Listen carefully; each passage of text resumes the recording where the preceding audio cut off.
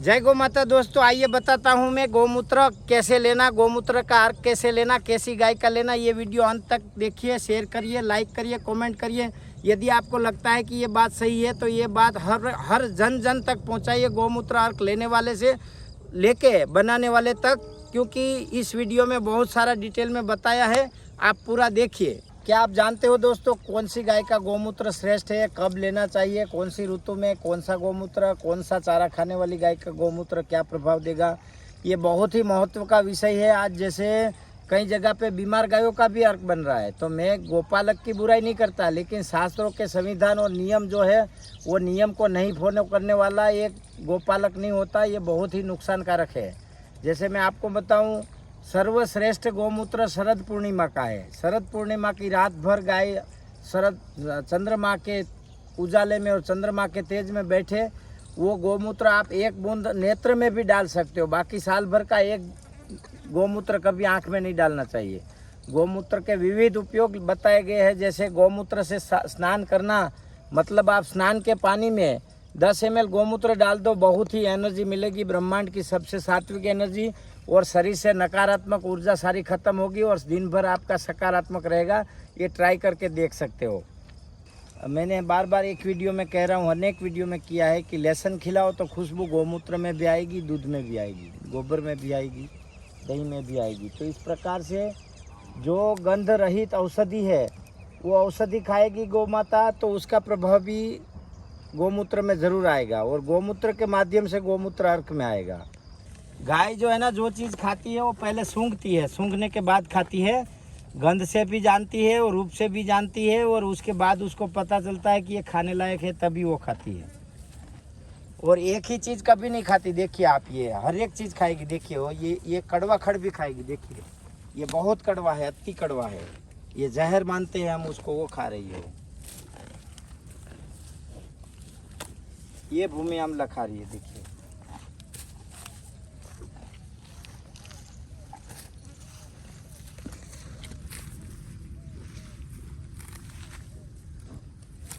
ये गाय देखिए चुन चुन के खा रही है, सब ढूंढ ढूंढ के खाएगी। देखिए देखिए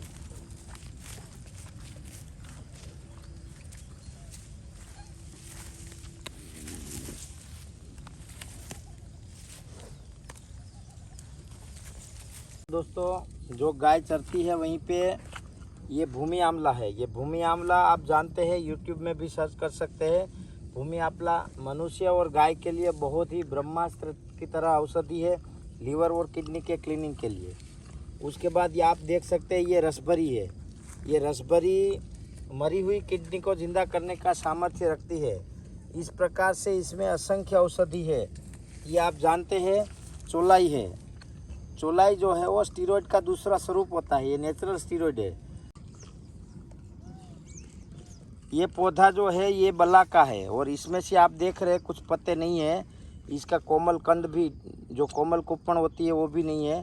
इस प्रकार से गौ माता अच्छी अच्छी औषधियों के पत्ते और कंद खाती रहती है।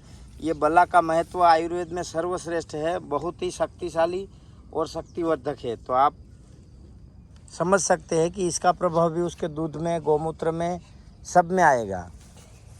तो इस प्रकार से बहुत सारी औषधियाँ खेत के अंदर होती है, और गाय जो चरती है उसकी जो ज़रूरत होती है, उसके मालिक की जो ज़रूरत होती है, उस प्रकार से गौमाता औषधि चरती है। और ऐसी औषधि चरने वाली गौमाता का ही गो अर्क श्रेष्ठ माना जाता है।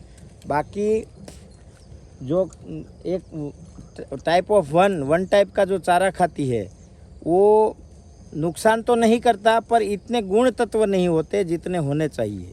उससे उसकी बॉडी एक्टिव रहेगी, उसकी डाइजेस्टिंग प्रक्रिया अच्छी रहेगी, तभी उसके आने वाले गवियों में उसका परिणाम मिलेगा। जैसे गौमाता, जैसे हम ऑफिस में बंधे हुए रहते हैं, तो उसमें बंद ऑफिस में हमारी एक्टिविटी डाउन रहती है, रोग प्रतिकारक शक्ति डाउन रहती है। ठीक उसी प्रकार जो रोज़ 3-4 घंटा धूप में और आगे पीछे घूमने वाली गौमाता होती है, उसकी भी रोग प्रतिकारक शक्ति ज़्यादा रहती है और फायदेमंद रहती है। ताज़ा गौमूत्र सर्वश्रेष्ठ है। यदि ताज़ा गौमूत्र नहीं ले सकते हो तो अर्क लेना चाहिए। ताज़ा गौमूत्र भी सुबह 4 से 6:30 के बीच का लेना चाहिए।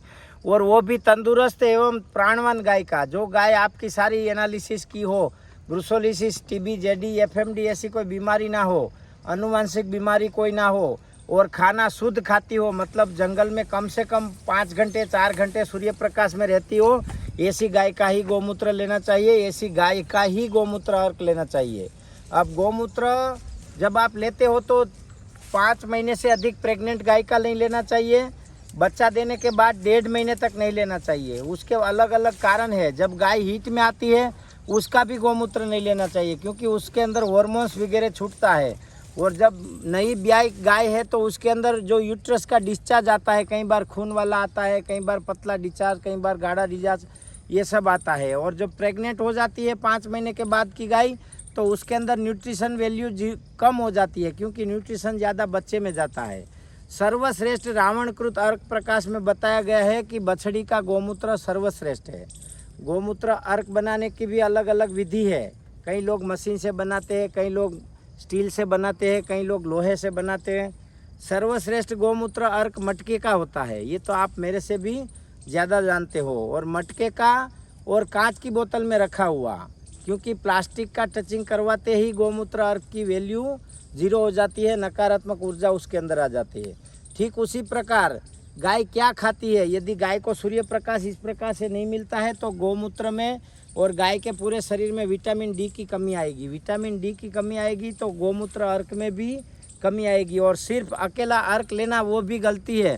अर्क के साथ गोमूत्र का घनवटी लेना ही लेना चाहिए। गोमूत्र के घनवटी के बिना संभव नहीं है, क्योंकि गोमूत्र का अर्क आप इसीलिए ले रहे हैं कि आपके पास कोई सुविधा नहीं है। गोमूत्र में अलग अलग औषधि डाल के भी अर्क बनाया जा सकता है। जैसे जोड़ों के दर्द में पारिजात के पत्ते और पारिजात के फूल डाल के बनाओ। जैसे हीमोग्लोबिन डेफिशिएंसी में पुनर्नवा डाल के अर्क बनाओ। जैसे कैल्शियम की कमी में बबूल का बीज डाल के अर्क बनाओ, या बबूल की छाल डाल के अर्क बनाओ। जैसे किडनी की समस्या है तो पुनर्नवा डाल के अर्क बनाओ। जैसे हार्ट की समस्या है तो अर्जुन की छाल डाल के बनाओ। कई बार कब्ज की समस्या है तो हरडे या बेहड़ा, हरडे डाल के अर्क बनाओ।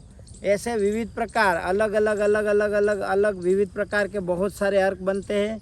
तो दोस्तों, अर्क जो है वो कौन सी गाय का लेना चाहिए, कैसे समय में गोमूत्र लेना चाहिए, अर्क उसी का ही सर्वश्रेष्ठ है जो सुबह 4 से 5-6 के बीच में गोमूत्र लिया हुआ हो।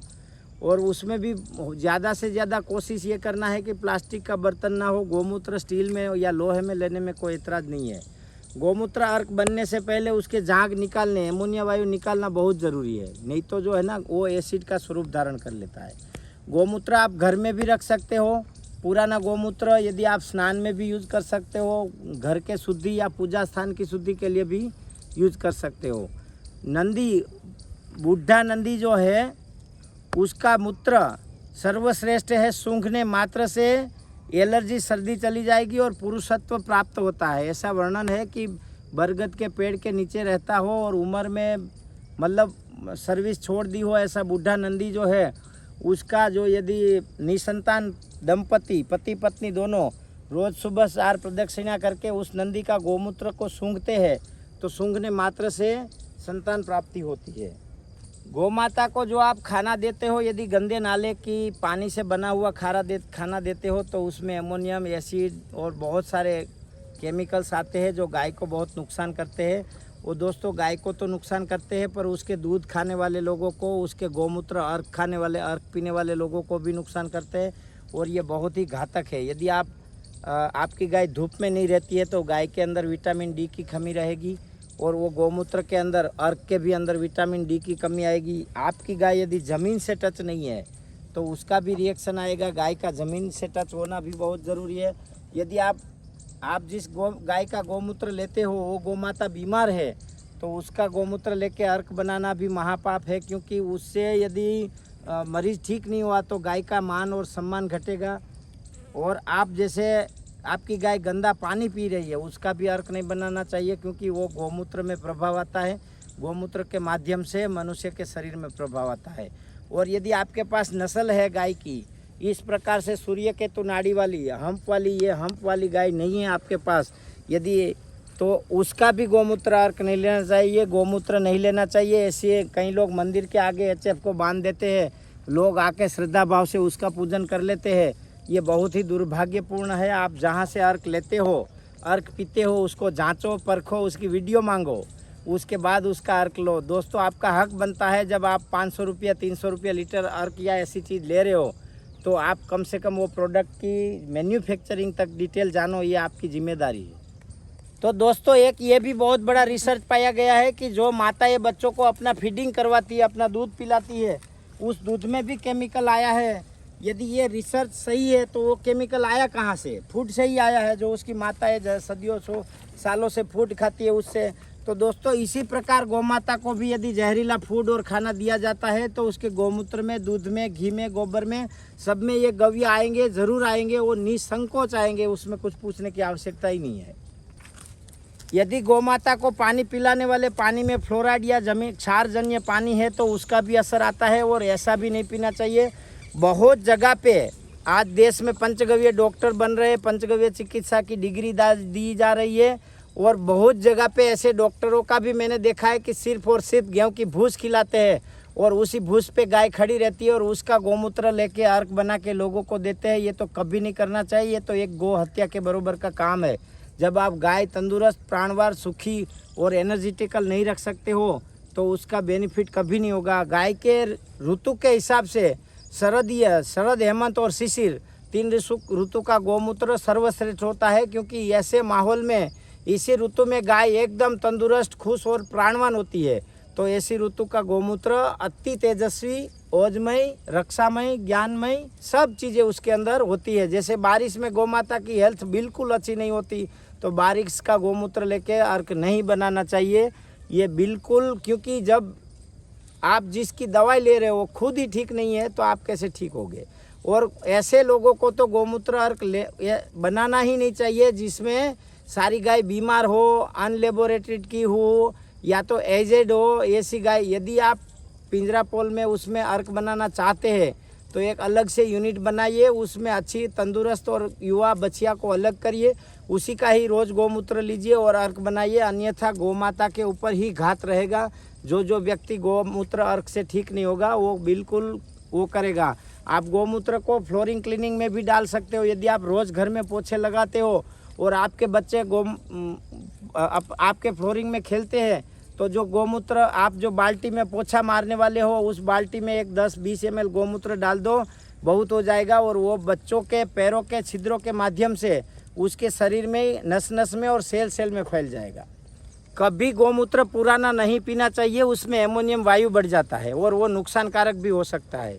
किसी भी व्यक्ति को गौमूत्र 10 ml से ज़्यादा नहीं पीना चाहिए, नुकसान भी कर सकता है। गौमूत्र रेचक है, जिसका कब्ज है उसको 50 ग्राम लेना चाहिए सुबह खाली पेट, उसका तुरंत ही कब्ज टूट जाएगा। और गौमूत्र अर्क भी एक छोटे ग्लास पानी में 10 ml से ज़्यादा कभी नहीं लेना चाहिए, नुकसानकारक भी हो सकता है। यदि जिसको एसिडिटी आई रहती है, अल्म बढ़ा हुआ रहता है, पित्त बढ़ा हुआ रहता है, उसको गौमूत्र भी नहीं लेना चाहिए, गौमूत्र अर्क भी नहीं लेना चाहिए। यदि आप लेना चाहते हो तो वैद्य के मार्गदर्शन में लेना चाहिए। हर एक घर में 1 बोतल गौमूत्र होना चाहिए। उसका उपयोग मैंने बताया, फ्लोरिंग क्लीनिंग में, आप स्नान में डाल सकते हो, या आपको छोटे मोटे चर्म रोग है तो उसके ऊपर लगा सकते हो। और आप उसका, जैसे आपको कोई जख्म लग गया, अर्जेंट में कोई घाव लग गया तो उसके ऊपर लगा सकते हो। ऐसे विविध प्रकार के बहुत उपयोग है जो आप कर सकते हो, परंतु गौमूत्र कभी आँख में नहीं डालना है और नाक में नहीं डालना है। और जिसको बवासीर है उसको ज़्यादा गौमूत्र नहीं लेना है। और उसके बाद आप अर्क भी घर में रख सकते हो। अर्क जैसे कोई एलर्जी हुई, खांसी हुई, तुरंत आप अर्क चालू कर सकते हो, जिससे आपकी इम्यूनिटी पावर बढ़ेगा, रोग प्रतिकारक शक्ति बढ़ेगी। आपने कोरोना काल में भी देखा है कि बहुत सारे मरीज सिर्फ गौमूत्र अर्क से ठीक हुए। अर्क क्या करता है, शरीर के अंदर, शरीर की अपनी पूरी सेल को डिटॉक्साइड करता है। जो आपने साल भर का टॉक्सिन इसके अंदर इकट्ठा किया वो सारा टॉक्सिन निकल जाएगा। और जो आपका यदि समझ लो वज़न बढ़ रहा है तो वज़न बढ़ने में तो खास फ़ायदा करेगा ये। भूख नहीं लग रही है तो भूख लगाने में लाभकारी होगा।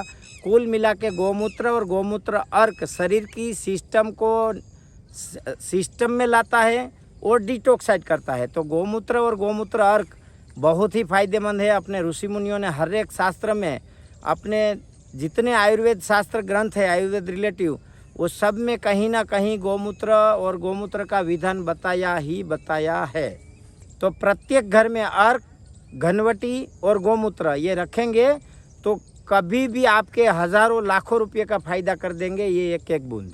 यदि बीटी कॉटन की खली खाने वाली गाय का गौमूत्र है तो कभी ना लीजिए और उसका अर्क भी कभी ना पीजिए। और बनाने वाले लोगों से भी मेरा निवेदन है कि ऐसा खुराक देने वाली गाय का अर्क या वो न बनाए, क्योंकि वो जो BT GMO genetical modified product है वो शरीर के हार्मोन्स को अनबैलेंस करती है और उससे काफ़ी नुकसान हो सकता है। तो ये सबकी जिम्मेदारी बनती है। ये वीडियो मैं किसी को नीचा दिखाने के लिए नहीं कर रहा हूँ, लेकिन यदि हमें गौ माता को भारतवर्ष में सम्मानित करना है तो उसके नियम सारे फॉलो करने पड़ेंगे, अन्यथा गौ माता का ही बदनाम होगा नाम। और गौ माता कटती है तो कटती रहेगी। यदि गौ माता को कटने से बचाना है, हर घर में गौ माता लाना है, तो उसका ज़्यादा से ज़्यादा उपयोग बढ़ाना पड़ेगा और उसके नीति नियम से उपयोग करने पड़ेंगे, जब भी गौ माता का परिणाम आपको मिलेगा, अन्यथा कोई फ़ायदा नहीं है।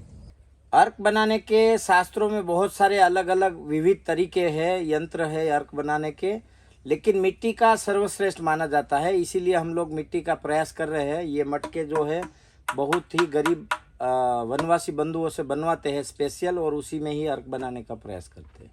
इस प्रकार से हम कांच की बोतल में इसको अच्छे से पैक करते हैं और जैसे घी हम बाहर भेजते हैं, एक्सपोर्ट करते हैं, उसी टाइप की बोतलें हैं। और ये भेजने में भी आसान है, निकालने में भी आसान है, धुलाई में भी आसान है। एक बार यूज़ करने के बाद ये बोतल आप कहीं यूज़ भी कर सकते हो। ये मल्टी लेयर फ़ायदा है इसके। मेरा तो ऐसा अनुभव रहा है कि जो प्लास्टिक की बोतल में कभी एसिडिक या गर्म चीज़ नहीं भरना चाहिए।